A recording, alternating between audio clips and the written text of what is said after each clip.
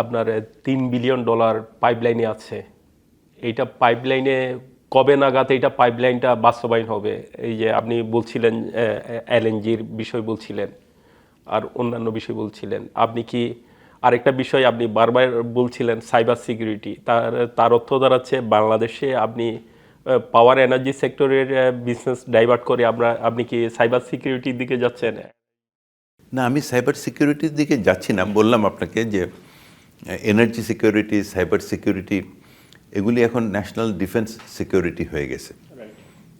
এই যে সামগ্রিক চেঞ্জ, সরকারের চেঞ্জ হয় ফেসবুকের মাধ্যমে, টিকটকের মাধ্যমে, ইউটিউবের মাধ্যমে, আপনার চ্যানেলও ইউটিউবে চলবে।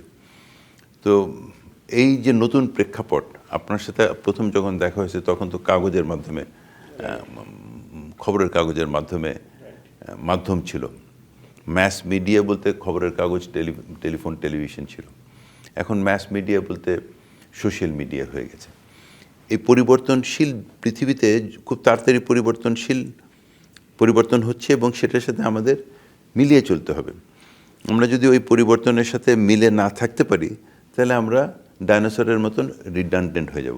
সেটাই বলছিলাম আমার বক্তব্যটা। সেখানে আমাদের যে ইনভেস্টমেন্টের কথাটা আপনি বললেন, সেই ইনভেস্টমেন্টটা তো এটা প্রথমে বললাম যে কিছুটা আনসার্টিনিটি বাংলাদেশে এসছে।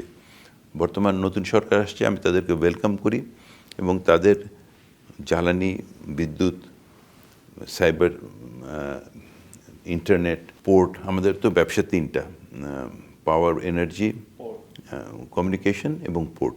এই তিনটাতে তাদের নতুন নীতি কি হয়, তাদের পলিসি কি হয়, তারা কীভাবে এটাতে অগ্রগতি করতে চান, ওটা দেখে আমরা নিশ্চয়ই ইনভেস্টমেন্ট করব।